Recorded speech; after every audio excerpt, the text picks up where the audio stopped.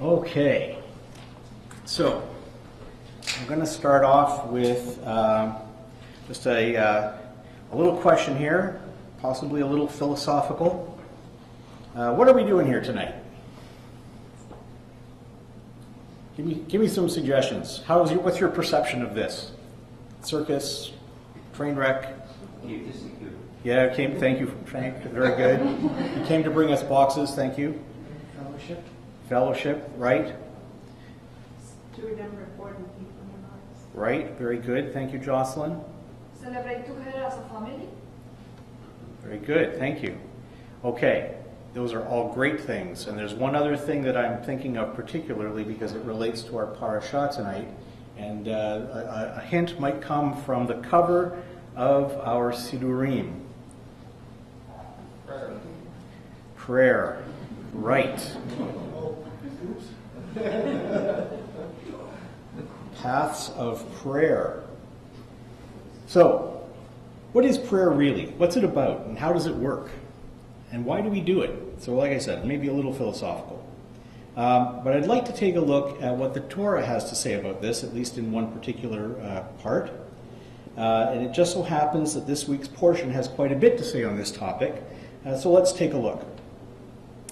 This week's Parsha is Balak. It's the book of Numbers starting in chapter 22, and it goes on for a few chapters there. And you may know that this, amongst places that like to use puppet shows to teach Bible stories to kids, this is probably the number one favorite story from Torah. It's really got everything that you could possibly want in a great story. It's got heroes, it's got villains, terrifying monsters, and it's even got a talking donkey. I'm not talking about me. So let's remind ourselves of the details of this great story from our scriptures. Our villain is Balak, who is the king of Moab. And while wandering in the wilderness, the Israelites had had a run-in with the Amorites, who our ancestors gave quite a good drubbing. And next door to Amor, the Moabites were pretty worried that they were going to be next to fall. They'd say, and I'm going to quote from the Parashat here, "Now this horde," speaking of the Israelites, "will lick clean all that is about us as an ox licks up the grass of the field." So, what does King Balak do? He decides to bring in a consultant. Balak sends dignitaries to the famous prophet Balaam, son of Beor from Pethor. Now, Balaam has a reputation for successfully blessing and cursing people, and Balak wants to hire Balaam to curse the Israelites so that Balak and his armies have a good chance of defeating them in battle. Now, this is a pretty ambitious plan. Balaam isn't just the neighborhood soothsayer. Balaam is known world famous. To give you an idea, Moab is across the Dead Sea from Jerusalem. But Balaam lives in Pethor, which is in northern Syria, almost as far as Turkey, about 600 kilometers away. And that's quite a schlep in those days.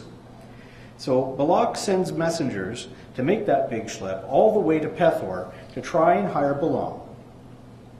And Balaam tells Balak's messengers to give him a night to sleep on it because Adonai comes to him in his dreams. God tells Balaam not to go, and Balaam gives that bad news to Balak's emissaries, and they take that all the way back home to Balak.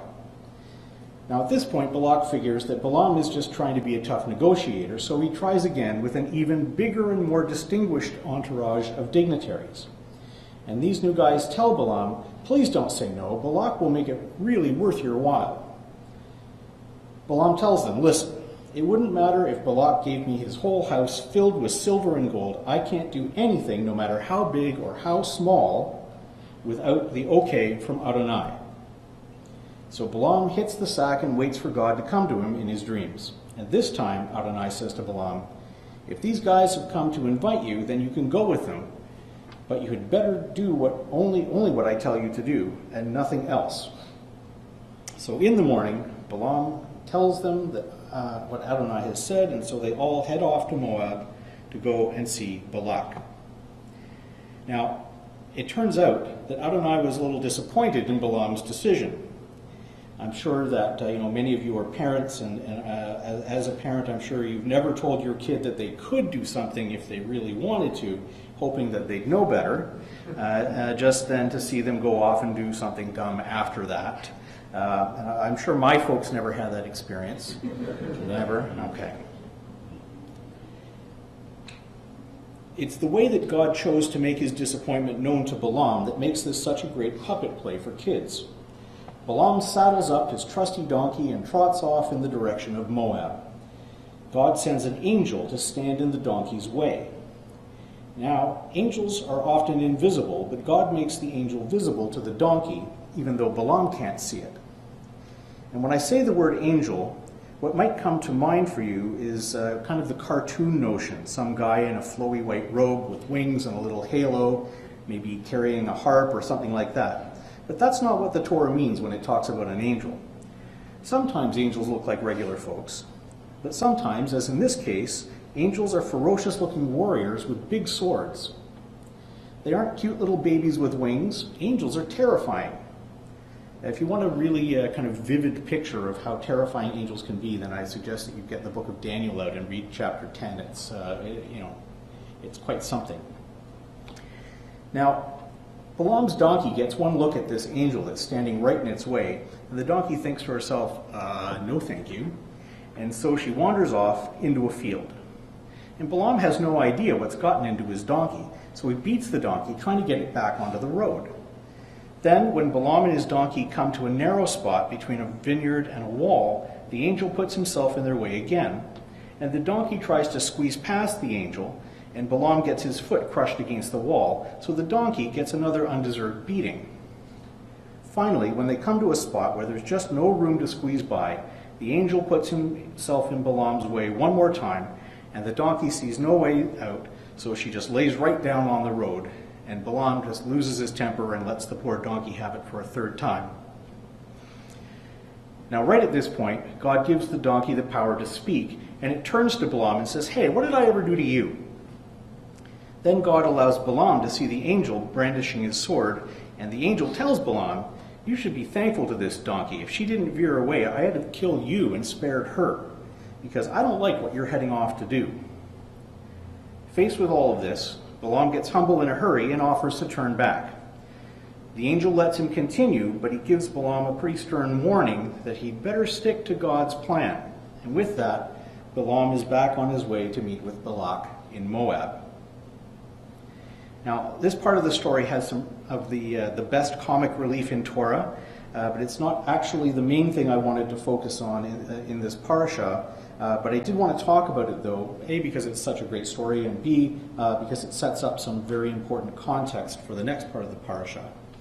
And that's where Balaam finally gets to Moab, and Balak takes him up to the top of a mountain where he can see a big part of the Israelite camp. And Balak says, "You can see now why I'm so worried." Balaam tells Balak to set up 7 altars and to sacrifice a bull and a ram on each one. Balak does this, and Balaam speaks to God to find out what to do.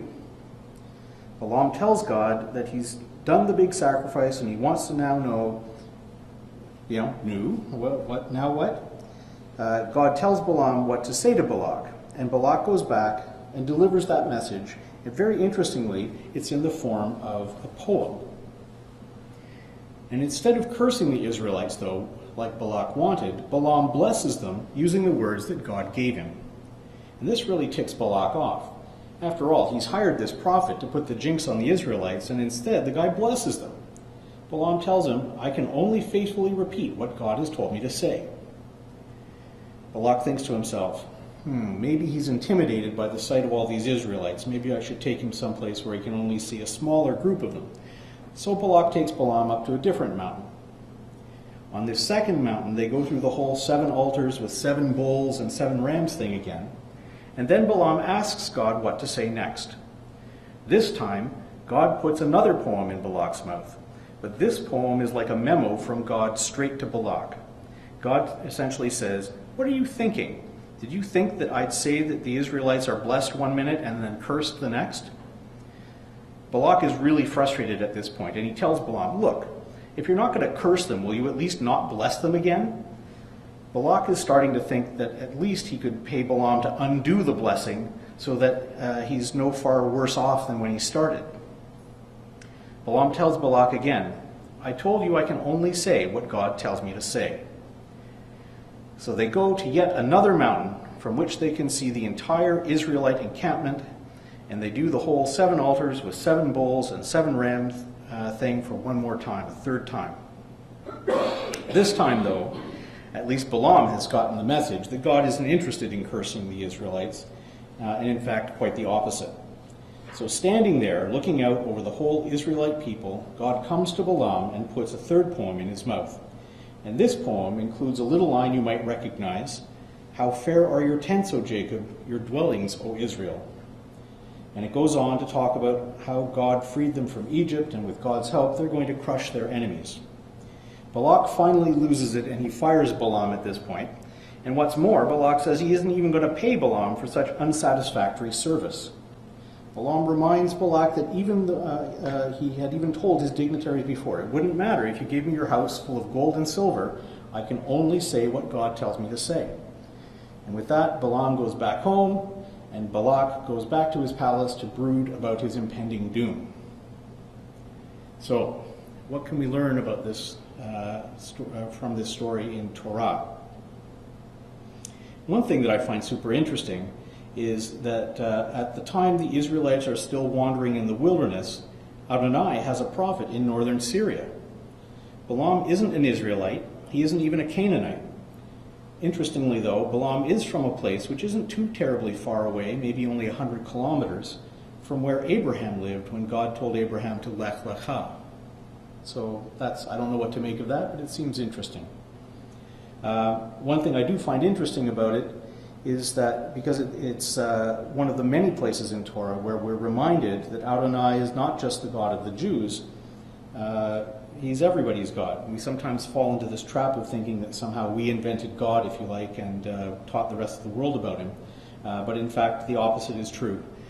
Adonai is our creator, and not just our God, everyone else's, and he's chosen us to play a special role in this plan, and that role has something to do with spreading whatever insights we may have around to other people so that they can find their role in Adonai's plan, but we certainly have no exclusive access or insight. In any case, I started out earlier asking about prayer and what it is, how it works, and what this week's portion teaches us about these questions. So let's refocus on that. Let's start by looking at this from Balak's perspective. So you're the king of Moab, your next door neighbors, the Amorites, have just been conquered by the Israelites, and now they're heading in your direction. What does Balak do?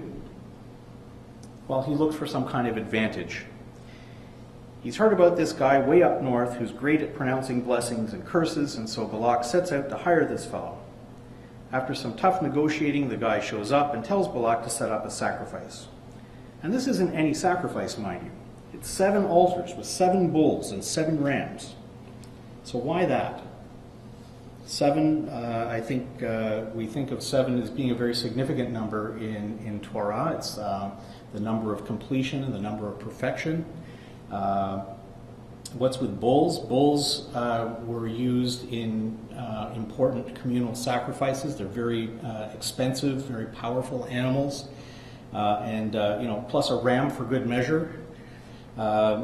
So the Torah is making a point here. Balak is really doing things upright. He's taking this very seriously, as well he should, since he sure doesn't want what happened to the Amorites to happen to him and to the Moabites.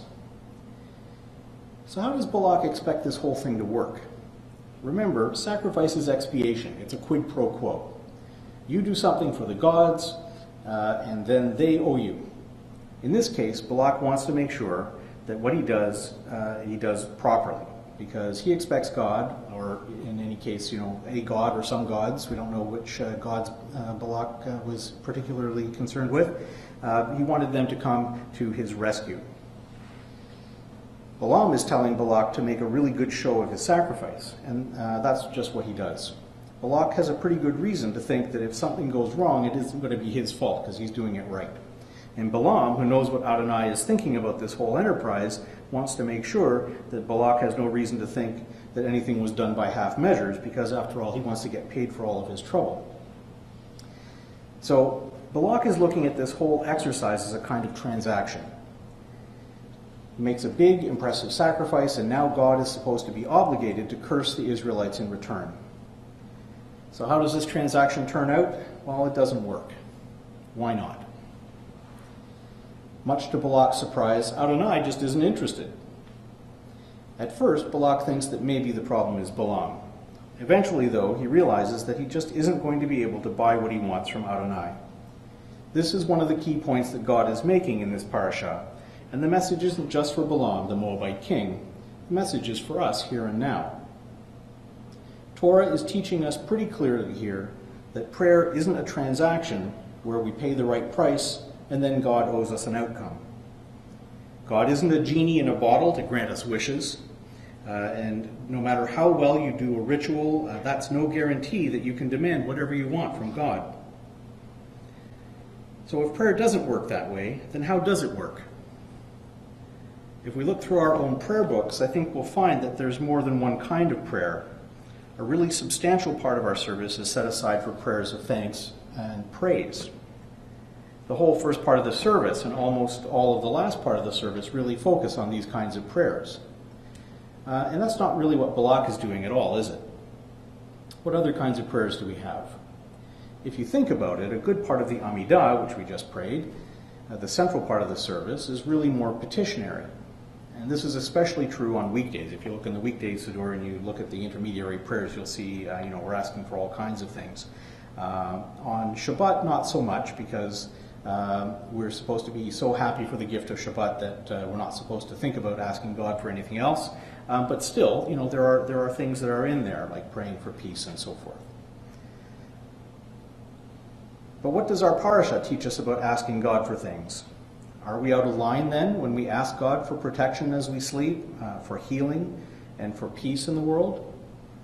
Clearly, the rabbis believe that it's okay to ask God for things when we pray.